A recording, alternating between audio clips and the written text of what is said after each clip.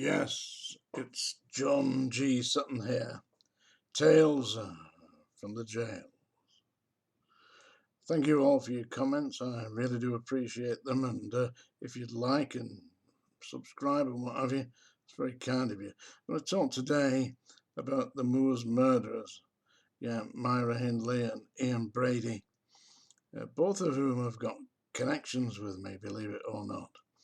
For a start off, my father was one of the detectives investigating the case in the 1960s alongside Superintendent, I think he's Chief Superintendent Joe Mounsey. Yeah, and Joe Mounsey used to come to our house when my dad was a member of the CID with him, he was part of the team that actually got Ian Brady and Myra Hindley into the dock. Of course, you all know the story about how they were caught. There was a body behind the couch in Hattersley, I believe it was, in Manchester, and it's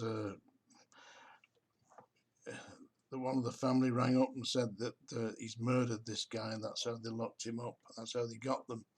But they were luring young girls and young boys into the car, Myra Hindley and Ian Brady, and taking them up to Saddleworth Moor up there and murdering them, sexually abusing them, torturing them and recording them. And my father was one of the officers who was in court the day that they played the tapes to the jury that had been made by Brady and Hindley when they had the children pleading for their lives before they murdered them. My father said it was just the most horrific experience he'd had up to that point. It was quite heartbreaking to hear it when you knew what had happened to the children, and they were buried them on Saddleworth Moor. And believe this or not, what they used to do was they buried them near stones. Then Hindley and Brady would sit there having a little tea party, celebrating their criminality, their vileness. Yeah. Anyway, I met Brady at the Scrubs. He was a horrible, nasty little slime ball of a creature who wouldn't speak to staff. He wouldn't deign to speak to staff. He just looked at you, very strange. He used to sit behind his door, staring at the Judas hole in his door, staring at it like that all night. Just sat there. And then you'd go 1 minute and be in bed asleep. Really, there was a sense of darkness around him, a real dark aura around him. Now, I never actually did meet Myra Hindley, but my brother did.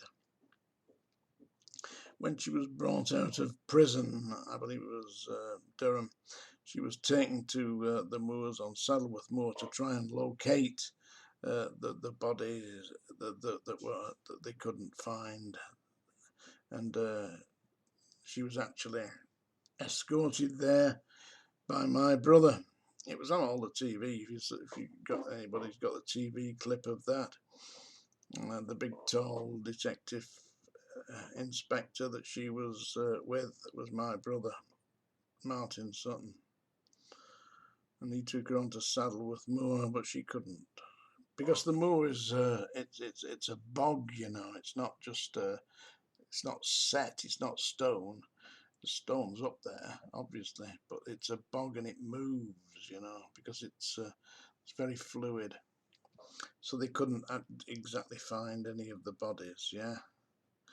Also had another connection with Myra Hindley.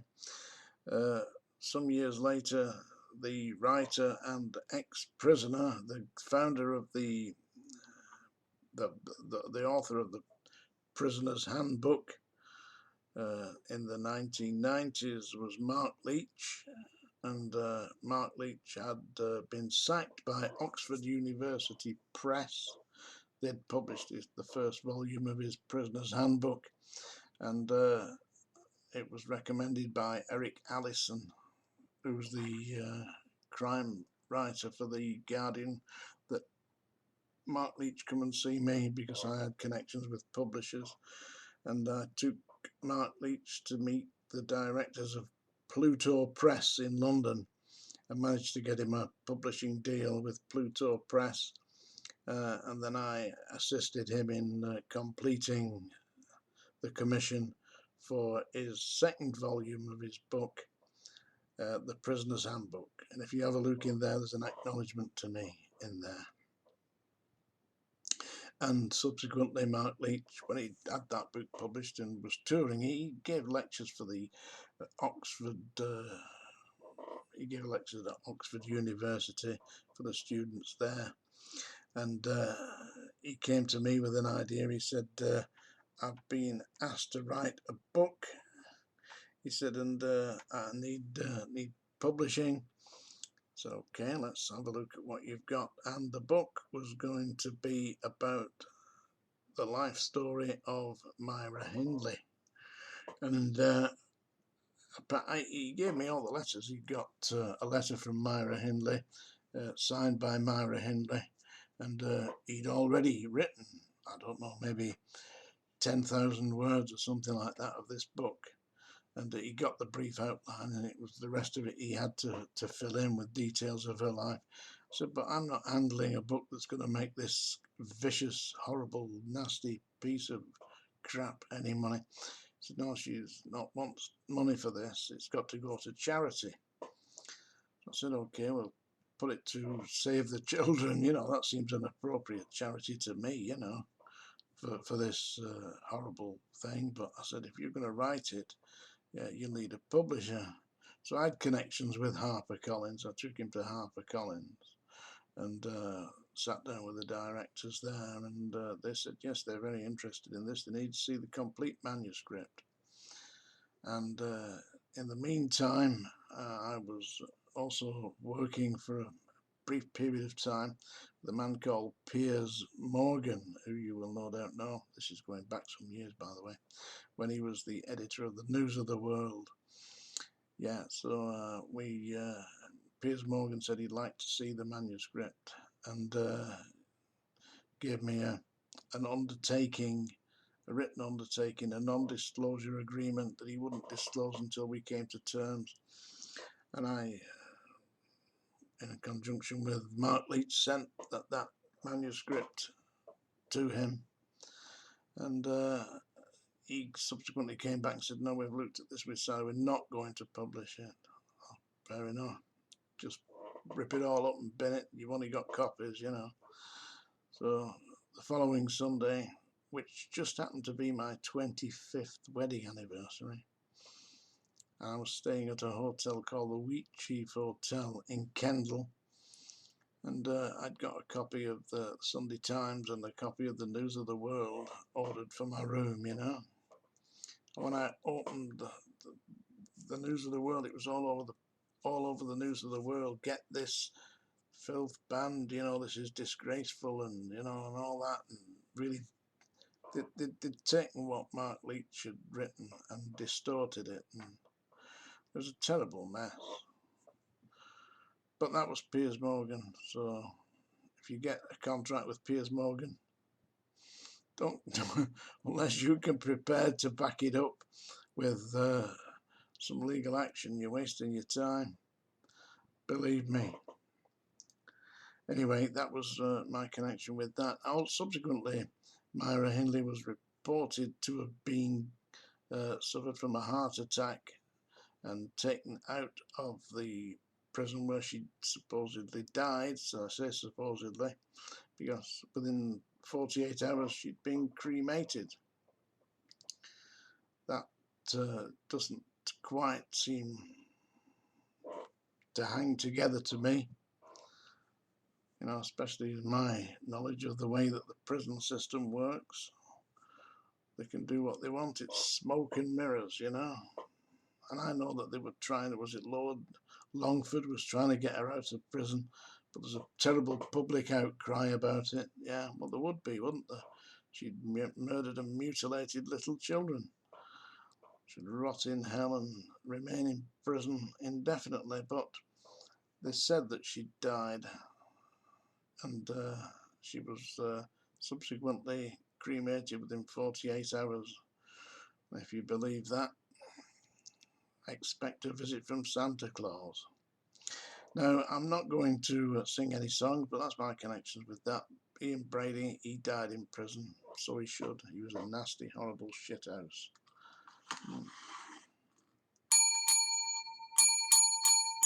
That's the song, Dinger, but it's not a song, it's a poem that I wrote for a man called Colin Wilson. Colin Wilson in the 1950s, late 1950s, very famous author. He wrote a book called The Outsider, which made him internationally famous. It was published all over the world, got rave reviews. You can read the book, it's still out there. It's a book about existentialism and about the outsiders in society. You know, but artists are not usually abiding by the rules of society. They tend to be slightly out of it. Colin Wilson was certainly out of it. His second book about religion was slammed by the critics, and he subsequently wrote about 110 books, I believe. Colin Wilson, it was vastly published. There's a Colin Wilson fan club, and I actually knew Colin Wilson. We had a mutual friend, Professor Joe Cooper, who wrote a number of books, his most famous book being The Case of the Cottingley Fairies, yeah, in which he examined the evidence for the photographs of fairies that were taken in 1917. And he interviewed the two girls who had supposedly taken the photographs. And they said to him, whilst there were fakes there, they had faked them, they'd cut out pictures of fairies and hung them from the trees and what have you. They said specifically to Joe that there is one of those photographs that are real. And I knew Joe because obviously I was the feature editor of the Journal of Spiritualism, Psychic World, for 27 years, by the way. And I used to do little articles about Joe and interview him and go to places where he said where we'd find fairies. And we went together into Cottingley Glen, and he showed me where the two cousins, yeah, who had been in Cottingley Glen, which is near Leeds, by the way. Bradford, Leeds, that way. He showed me where they'd seen the fairies. A very spectacular place. So Joe was a big friend of Colin Wilson, and he said we'd go down together. So we went down with another author called Ron Ellis, who was a famous author from Southport, wrote a number of detective books and poems, and he used to manage Rory Storm and the Hurricanes back in the 60s. Ron's still alive, my mate Ron. Anyway, when I went to see Colin Wilson, he said to me, he said, you know, he's sitting there. He said, that's exactly where John Betjeman used to sit when he came to see me. John Betjeman was the poet laureate. Everybody had been to see Colin Wilson. You know, the Beatles went to see him. All the big names went to see him. Yeah, because he was famous as a philosopher. He said, where you're sitting now, that's where John Betjeman used to sit. He said, and he came here. He said he was writing a poem for me. And he said, in fact, I'll give it to you. And he gave me a little piece of paper, and it said on it just a few lines. He said, I saw him writing this. He said, he was a very shy man, was John Betjeman. And he stopped writing when he saw me looking at him. And I said to him, you know, this is what Colin Wilson told me. He said, I said to him, what are you doing? He said, oh, I'm writing a poem about you. When the wind from Gore and Haven blows across to tether down, because Colin Wilson's house, a big house overlooking the sea in Cornwall, was named Tether Down. Yeah, because he'd come to the end of his tether, you know, because he was hounded as a celebrity, you see.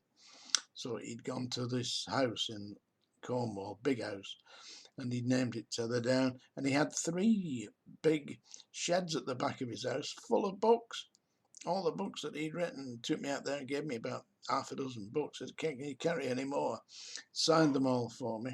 And I subsequently helped Colin Wilson with the research for his book, The Angry Years, because he was considered to be one of the angry young men, along with John Brain, yeah, who wrote Room at the Top.